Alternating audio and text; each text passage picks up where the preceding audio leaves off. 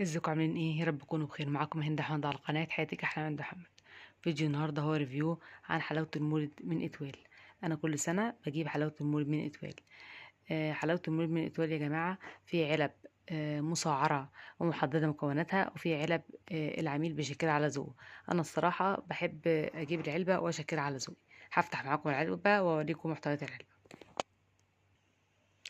فتحت معاكم العلبه كده زي ما انتم شايفين، هوريكم محتويات العلبه. جبت باكت شكلمه، وجبت مشبك المولد، وجبت باكت فولية كبير، وباكت حمصية، باكت سمسمية كبير، وباكت حمصية كبير، وجبت قرص الحمصية البيضة، وجبت مربى جوز هند. عايزة اقول لكم يا جماعة، مربى جوز هند دي جميلة جدا جدا، طعمها حلو جدا جدا جدا جدا، انصحكم تجربوها. وجبت باكت بسيمة، وجبت باكت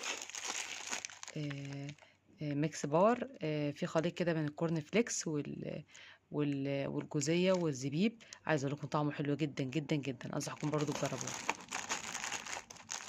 وجبت باكت جوزية، جوز هند، لذيذة اللي هي البيضة، وجبت باكت لذيذة اللي هي البني،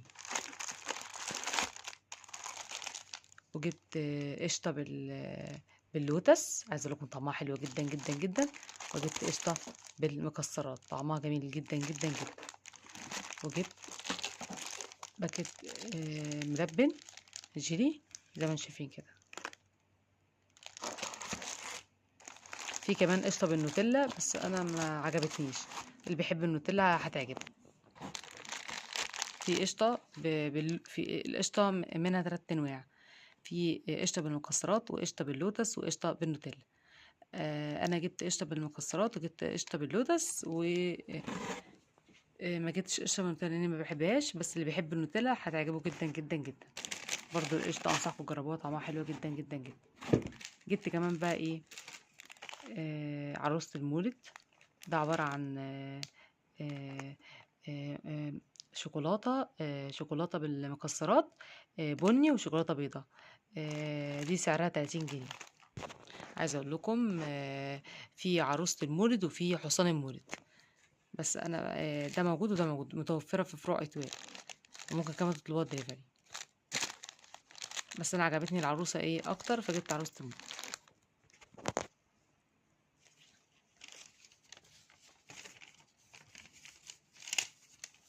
دي اسرع حاجة اللي انا جبتها.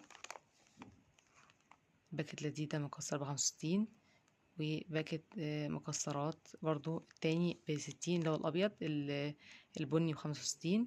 مربى جوز هند عاملة 55 باكت الكبير، وباكت فول سوداني الكبير عامل 45، وملبن الجيلي عامل 30، ومشبك المولد عامل 35. اهي دي الأسعار زي ما انتم شايفين كده.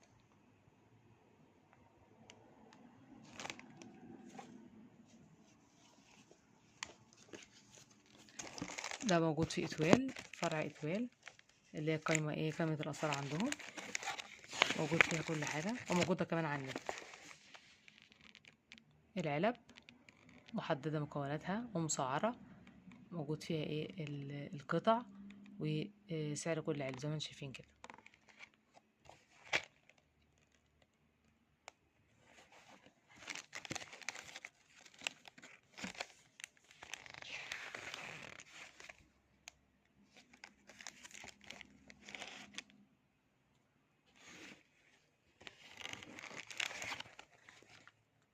وموجود برضو ايه أسعار قطع المولد زي ما انتم شايفين كده.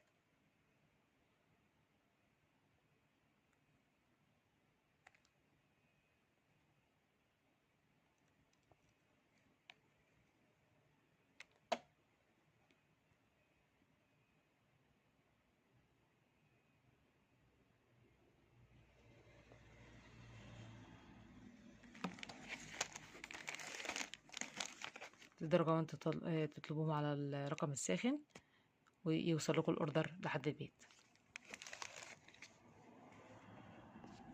يا رب يكون الفيديو عجبكم. لو عجبكم الفيديو لايك واشترك في القناة، ويا ريت تدعموا الاشتراك. والسلام عليكم ورحمة الله وبركاته. كل سنة وانتم طيبين.